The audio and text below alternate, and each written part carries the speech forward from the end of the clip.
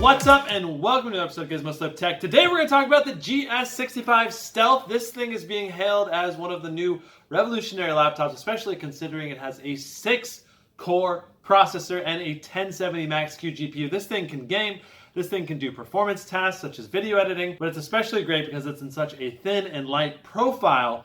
What are my thoughts? We're going to dive into this today. It's going to be freaking epic. Let's get started. If you don't know anything about me, my name is Brandon Baldwin and I love technology in general, but especially smartphones and laptops. I love talking about tech. I love reviewing it. I've owned a ton of tech personally, some good and some bad, and I'm here to help you figure out what's worth buying and what isn't. Now, I'm giving away an iPhone 10 for the month of June. If you want to enter that giveaway, I'll have a link down below. To start things off, let's talk about the design of the GS65 Stealth. It's a very beautiful thin laptop, only 0.69 inches thin, with metal for nearly the entire machine and painted plastic for the bezels around the screen and the rear vent. It has a brightly lit backlit keyboard with a great layout for typing documents with the home and end keys easily accessible, as well as full-size arrow keys. The keys are very soft to the touch, which I like, and I also love the font they used on the keys themselves. But the keys don't have a very deep travel, and there is some flex in the keyboard as well. I think most people will either love or hate this keyboard, depending on whether you can adapt to the depth of the keys and the flex of the keyboard. As far as ports go, on the right side we have one USB 3.1, one USB-C/Thunderbolt 3, a mini display port, HDMI, and a power adapter port. On the left side, we have microphone and headphone jacks, two more USB 3.1 Type A's, an Ethernet port, and a Kensington lock port. On the front, we literally have nothing, and on the back, we have nothing but exhaust ports. The notable thing that's missing from this build is an SD card reader, which I think is absolutely ridiculous because lots of people who edit video would be very interested in this machine, and there's no SD card reader. That's a huge omission in my book because I use an SD card reader literally every day. Overall, the footprint of this device is incredibly small. This thing is freaking tiny. I really like the design and feel of this laptop. It feels very premium overall with a couple of exceptions. The trackpad itself feels great and very smooth, but I found that I had to press much harder than normal to get the trackpad to click for me. This may be just something that I had to get used to, but I wasn't a huge fan. The main issue in general that I have with the GS65 Stealth is the hinges and the overall firmness of the build quality. I mean, it's moderately firm. It's not the flimsiest laptop you have ever had, but it's got some creaks to it. There's just different elements of the build that just don't feel as solid. I had a GS73 Stealth that had the hinges literally just completely come apart on me, so I have a bit of doubt when it comes to MSI's hinge design in general. The hinge on the GS73 that I had lasted about 1.5 years before it came completely apart. This one is a different design, but my hopes are not high, especially considering the plastic is already coming apart a little bit on one of the hinges. I wouldn't let the hinge prevent you from buying this laptop if everything else is perfect for you. That said, if you do decide to get this laptop, I highly recommend getting an extended warranty to last 2 to 3 years. I hate to say that because you really shouldn't ever have to fix the hinge on your laptop. I think that's really bad design. The speakers on the GS65 Stealth are about average for a 15-inch laptop. That said, I think that is pretty good considering it is a thin and light. Here is a quick audio sample.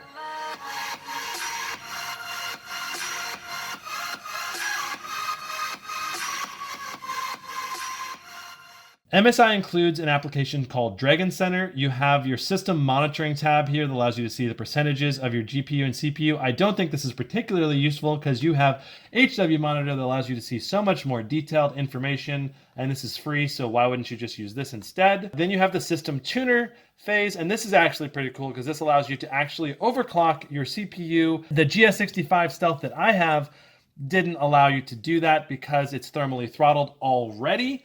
But if you got a GS65 that has a repasted CPU with increased cooling, you might be able to overclock it by up to 200 megahertz. Then you have your gaming mode, which allows you to adjust your hotkey highlighting.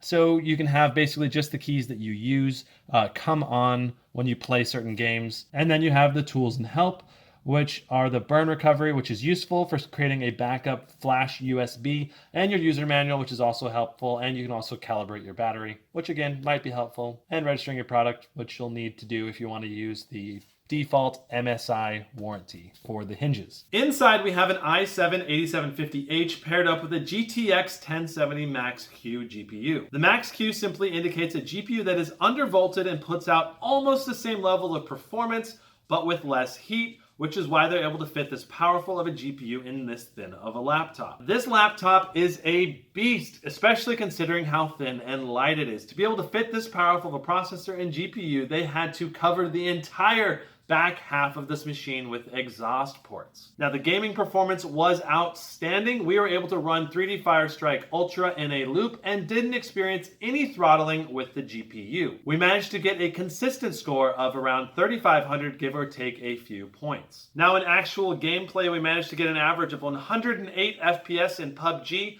145 FPS in Overwatch, 58 in Witcher 3, and 100 in Fortnite. Now, I never saw any noticeable throttling while playing games. It was an extremely pleasant overall experience. The only glitch I had was in Warframe. The touchpad kept feeling accidental touches even after we disabled the touchpad.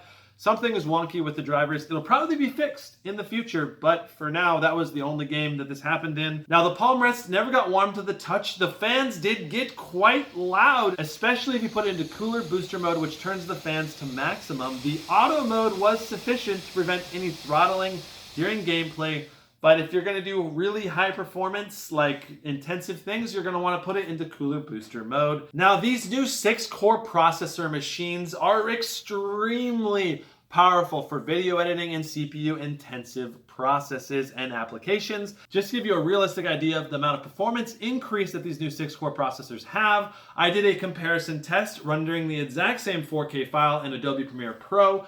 My Razer Blade Pro rendered it out in 10 minutes and 42 seconds. The exact same file on here took 6 minutes and 36 seconds, and that increase in performance is fantastic. But, and this is a huge but, we ran into quite a bit of throttling when running Cinebench R15 in a continuous loop. The GS65 started out with a score of 1112, which is about 400 points better than the Razer Blade Pro. But after just 2 runs, it bottoms out and consistently scores around the 930 point mark. The reason for this is the CPU is not dissipating the heat fast enough to maintain high 4 GHz clocks, and it's dropping down to 2.8 GHz on all 6 cores. That said, the Gigabyte Aero 15 has the exact same processor. It's about the same level of thinness, and it was able to score 1,120 points consistently over and over again in a loop. That tells me that MSI most likely did a poor job pasting the CPU, which means that if you want to get this laptop, I highly recommend buying it from an online retailer that does CPU paste upgrades. You'll probably see a drop in temperature of 15 to 20 degrees, as well as not getting thermally throttled nearly as much. You'll probably be able to average 1120 on the Cinebench R15. That's like a 20% performance jump just by getting like a cheap upgrade and buying it from the right place. Now, the GS65 has a really impressive 144 Hz panel. It is surprisingly rich in color and has great contrast for a high refresh rate screen. Now, the downside here is that it does not have G-Sync, and the reason why they didn't include G-Sync is that they wanted the laptop to have great battery life. When you include G-Sync, you can no longer include NVIDIA Optimus, which switches from the Intel integrated GPU, which is very easy on the battery life. Basically, you're gonna get a lot better battery life without G-Sync. Now, as far as battery life goes, you're gonna get about 8 hours of maximum power savings. That means Wi-Fi off, Bluetooth off, brightness at half, and then you could be watching a movie potentially or editing a Word document. Now, if you're browsing the web, you're looking at 5 to 6 hours, and if you're doing games, probably only about an hour and a half. Now, most laptops these days, you can just unscrew a few screws on the bottom, pop off the bottom panel, and swap out the components if you want to upgrade the RAM, the Wi-Fi, or your SSDs or hard drive space. Unfortunately, we popped off the bottom and found out that you can only easily upgrade the wireless card. This has 2 M.2 slots in it, so if you can put in a maximum of 4 terabytes of space, and 2 RAM slots, so you can put in up to 32 gigs. This is a pretty solid amount of upgradability. Unfortunately, to be able to get access to it, you have to actually take the whole motherboard out of the chassis and flip it over. If you're a really advanced user, you could probably do it, but I would hesitate to do it. Overall, I can wholeheartedly recommend the GS65 Stealth, but with a few caveats. The first one being the CPU throttling issues. If you're going to be doing lots of CPU intensive tasks like rendering videos, 3D modeling, 3D rendering, basically anything where all CPU cores will be maxed, at the very least you're going to want to be repasting the CPU before you buy it because of how hard it is to take it apart. Alternatively, if you're looking for the most potential processor performance, you could go with a Clevo P751. I actually just ordered one of these from HID Evolution. It's going to have a ridiculously powerful processor and all that great stuff. I'm really excited about that, and I'll be bringing you a full review on that. I have a whole video breaking down the top laptops that you can buy for the money right now. I'll have a link in the description down for that. My second gripe with this thing is the build quality. I just don't think this thing will last the average user a full 3 years.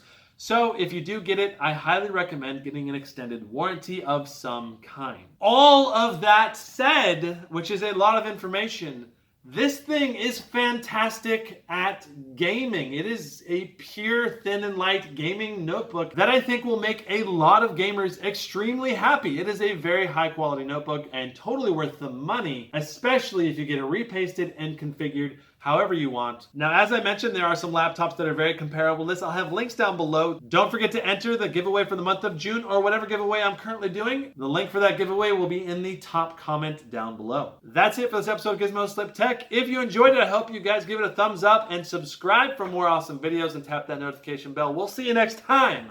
Brandon out.